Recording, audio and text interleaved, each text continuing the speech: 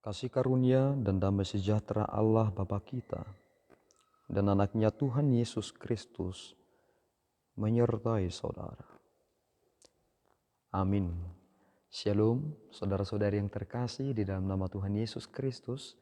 Senang bisa menyapa saudara di tempat saudara berada hari ini. Dalam dimensi yang berbeda, tetapi dalam dunia yang sama. Sebagai insan yang diciptakan untuk Tuhan. Sebelum kita melakukan rangkaian aktivitas kita pada hari ini, marilah kita mengawalinya dengan mendengarkan firman Tuhan. Firman Tuhan untuk kita pada hari ini tertulis dalam kitab Mazmur pasal yang ke-23, ayatnya yang ke-5. Demikian pembacaan firman Tuhan. Engkau menyediakan hidangan bagiku di hadapan lawanku. Engkau mengurapi kepalaku dengan minyak, pialaku penuh melimpah. Demikian pembacaan firman Tuhan. Saudaraku yang terkasih di dalam nama Tuhan Yesus Kristus, judul perikop kita hari ini adalah Tuhan, Gembalaku yang baik. Ketika kita mencoba melihat apa yang sedang ingin disampaikan oleh Mazmur Daud ini menjadi suatu hal yang istimewa. Mengapa demikian? Hal-hal yang bersifat irasional muncul dari hal ini. Ketika kita berada di dalam masalah yang besar, sama seperti yang disampaikan oleh Daud ketika ia berada di hadapan lawannya, ternyata Tuhan menyediakan hidangan baginya. Dia tidak kekurangan apapun. Ini menjadi suatu kepastian yang penting kepada kita, bahwa memang Tuhan mencukupkan kita. Tetapi persoalannya adalah, dunia ini bisa memberikan kebutuhan kita, tetapi bumi ini tidak bisa memberikan keinginan kita. Kebutuhan ya, tetapi keinginan kita tidak. Sehingga ketika kita membahas tentang apa yang kita butuhkan, tentu Tuhan memberikan bekal bagi kita. Dan itu mengapa Tuhan memberikan kita pengertian, pengetahuan, talenta dan lain sebagainya. Bukankah itu menjadi bagian yang mencukupkan bagi kita? Tetapi persoalannya adalah ketika Tuhan memberikan kita talenta, kita malahan mengubur itu. Ketika orang berkata, kamu memiliki talenta yang luar biasa, dengan begitu mindernya dia berkata, tidak, saya tidak memiliki talenta sebaik apapun. Akhirnya dia menanam talentanya itu, menguburnya dalam-dalam, dan akibatnya dia tidak berkembang. Dan ini menjadi persoalan yang terjadi. Tetapi ketika kita memahami bahwa Tuhan mencukupkan kita, tentu kita tidak akan khawatir dengan masa depan. Kita memiliki masa depan yang baik. Ketika kita mempersiapkan hari ini, Tuhan memberikan kita segala sesuatunya dengan baik. Jika kita berkata, dia terlalu beruntung lahir dari kalangan orang yang kaya, biarkan keberuntungan itu memihak kepada mereka. Sebab saudara juga adalah orang yang paling beruntung. Mengapa demikian? Karena saudara bisa mengucap syukur dengan apa yang saudara miliki, bukan? Banyak orang tidak bisa mengucap syukur dengan apa yang mereka miliki. Ketika mereka berkelimpahan harta, mereka membuangnya sembarangan. Tetapi ketika kita memiliki sedikit, kita mensyukuri itu dan menyimpan itu dengan baik. Dan ini menjadi kekuatan bagi kita, bahwa benar Tuhan adalah gembala kita yang telah mempersiapkan segala sesuatunya bagi kita.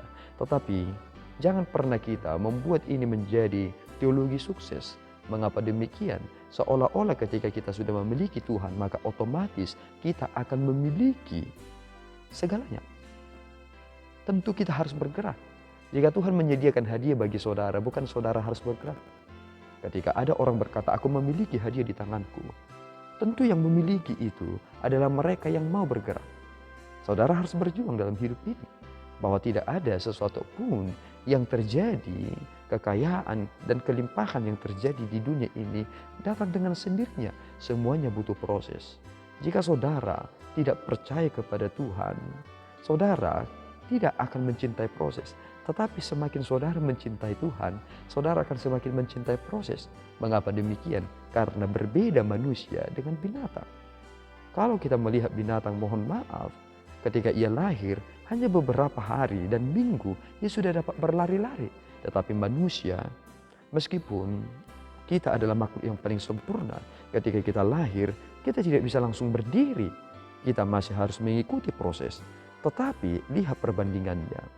Hanya manusia yang bisa memikirkan banyak hal, tetapi hewan peliharaan yang bisa langsung berlari itu, mereka hanya akan menjadi makanan banyak orang dan tidak akan bergerak kemana-mana. Kita bisa ke atas dan kita bisa melihat dunia ini dan semuanya bisa kita lakukan. Itu mengapa? Semuanya butuh proses. Maka saudaraku yang terkasih, Tuhan telah memberikan kepastian kepada kita. Daud telah membuktikan itu. Apa pembuktiannya? Dengan begitu yakin, ia terus melangkahkan kakinya. Tidak ada yang bisa menghentikan langkah Daud menjadi raja yang diurapi Tuhan. Dan itu menjadi kepastian bagi saudara, bahwa kebahagiaan saudara tidak akan ada yang mengambilnya jika Tuhan sudah menetapkannya. Kiranya Tuhan memberkati saudara. Amin, kita berdoa. Ya Tuhan, kami bersyukur atas berkat-Mu. Terima kasih Bapa, atas kekuatan yang Tuhan telah berikan kepada kami lewat hamba-Mu Daud, yang membuat kepastian dalam hidup bahwa kami harus bergantung pada pengharapan kami atas berkat Tuhan dan atas kemurahan Tuhan, bahwa hidup kami ditentukan bagaimana Tuhan memberikannya.